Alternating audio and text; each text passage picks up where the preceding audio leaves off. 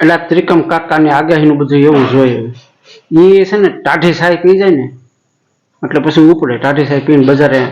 નીકળે ને આકાશમાં જોયે એકાદું વાદળું નીકળ્યું ને તો આજ તો એક બેમડા બધું હરખું કરી દે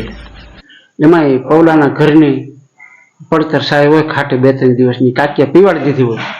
તો એ ઓસરી પાસે આવીને થાંભલી પકડીને આકાશમાં જોવે અને કે આજ કે નર્મદા ડેમનું કે હકું ડકું છે એમપીને ધમરોળી નાખવાનું છે જોઈજો કે આવી એનું બધી આગમવાણી ને બધી હોય જ્યાં સુમાં મેં પૌલાની ત્યાં વરસાદે થોડી ખરાડી દીધી ને કીધું પ્રોગ્રામ કરી ભેજજાનો બધા 15 જણા ભેગા થયા અને કીરો પ્રોગ્રામ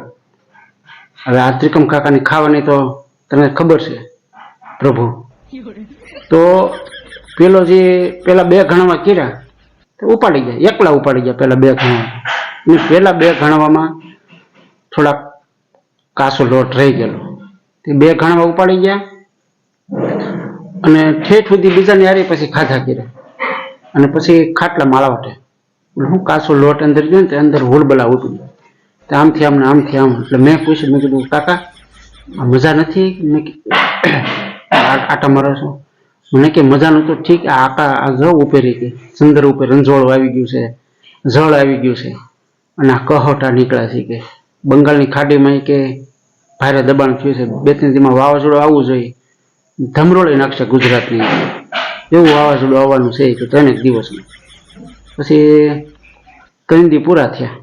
એટલે પછી ઓટે બેઠા હતા મેં કીધું કાકા વાવાઝોડાનું કંઈ આવ્યું નહીં વાવાઝોડું તો ઠીક વરસાદે ન આવ્યું મને કે બધું ઓમાન બાજુ વહી ગયું કે આમાં વાતાવરણમાં છે ને